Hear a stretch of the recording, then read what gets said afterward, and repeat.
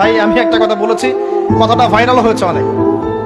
মানুষ মানুষের অবস্থানকেই ভালোবাসে, মানুষ কখনোই মানুষের অন্তঃসত্ত্বাকে ভালোবাসে না। অবস্থান আপনার ভালো, আপনার পিছনে মানুষের অভাব থাকবে না।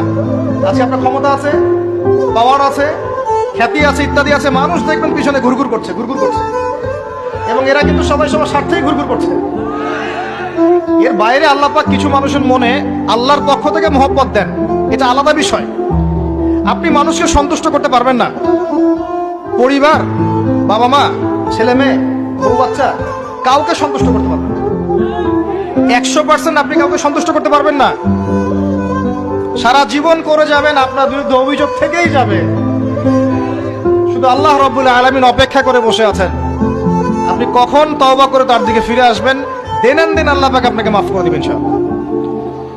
আল্লাহ পাক বলেছেন, শোনেন, ইল্লা মান তাবা, যে অনেক গুনাহ করেছে, শিরক করেছে, জিনা করেছে, মদ খেয়েছে, বিদআত করেছে, হারাম খেয়েছে, আল্লাহ পাকের অবাধ্য হয়েছে, নামাজ পড়ে নাই, যাকাত দেয় নাই, ইত্যাদি ইত্যাদি অনেক অন্যায় করেছে।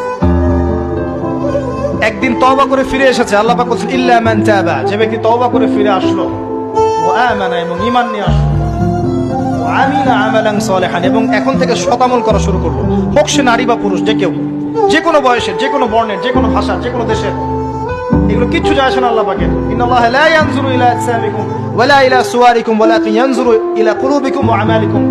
আল্লাহ পাক শুধু কলব দেখেন, আমল দেখেন, রক্ত মাংস বর্ণ এগুলো দেখেন না। আল্লাহ পাক ফিরে এসেছে, আমল, ঈমান এনেছে, আমল সালেহ করেছে। আল্লাহ পাক বলেছে, উলাইকা, এরাই তারা, ইউবাদদিলুল্লাহু সাইয়্যাতিহিম হাসানাত, এরাই সেই ব্যক্তি যাদের সমস্ত গুনাহকে আমি আল্লাহ নেকি দিয়ে পরিবর্তন করে দেব। আল্লাহ অপেক্ষা করছেন আপনার জন্য।